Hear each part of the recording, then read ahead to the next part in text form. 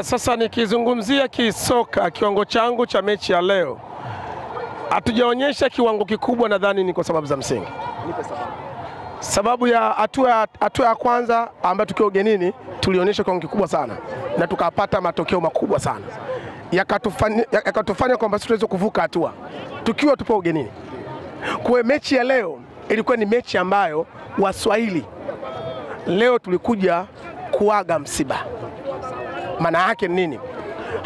Hatukuja kwa ajili ya kuchimba kaburi, kuweza kutumia nguvu kubwa zisizokuwa na sababu za msingi. Maana tulishawaangalia na Patev, mimi ndo anaitwa Malaika Patev. Patev alishaona kwamba haina haja ya kutumia nguvu kubwa. Lazima wachezaji wa relax kwa ajili ya kufocus mchezo mwingine. Alishawasoma uwezo wao kuanzia beki zao, viungo vyao na pia na washambuliaji wao. Kwa hiyo akajua kabisa hawa Mzingizini hawana hata therusi ya kuweza sisi Simba kututoa au kutufunga goli hata moja. Na ndio maana akaamua kurelax kabisa. Ukiangalia mechi imeanza haina striker. Maana yake nini? Tayari alishajua hawa wana uwezo.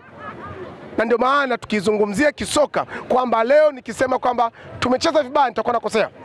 Kwa sababu mchezo wa soka ni mchezo wa akili. Sawa, mchezo wa awali umeuchezaje, mchezo wa pili ukoje? Ukitumia nguvu nyingi na mchezo wa pili na kati mchezo wa kwanza ushaumaliza, maana yake wewe ni mdhaifu. Mzingizini na Simba Sports Club, Simba ni klabu kubwa sana barani Afrika. Kwa lazima tucheze na alama ya kutokana na timu ambayo jinsi tunavyocheza.